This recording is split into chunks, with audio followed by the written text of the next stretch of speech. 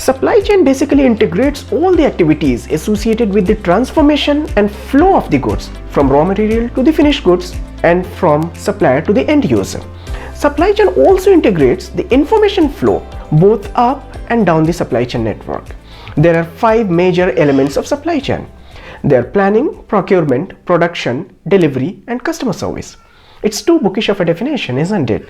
What if I say that you are a supply chain expert too? तू है, तेरे को पता नहीं है लेकिन तू है. Most of us, or arguably all of us, are dealing with supply chain in our day-to-day life. It's just that we don't realize it.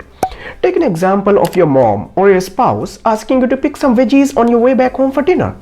It's so simple a request that we all have come across, haven't we? You know, your mom or your spouse is already aware of your need and desire for food, and they've already decided on what to cook in accordance with your need and desire.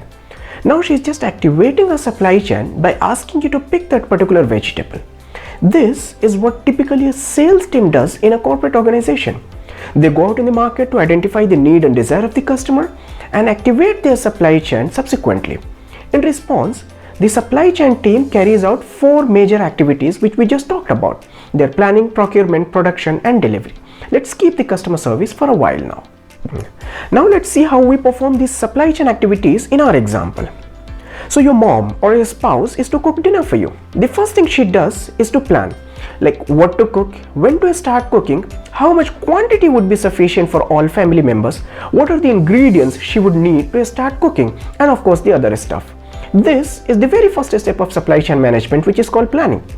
When she is done with her planning, she asks you to pick that particular vegetable in a specified quantity, and of course along with other ingredients she would need to start cooking.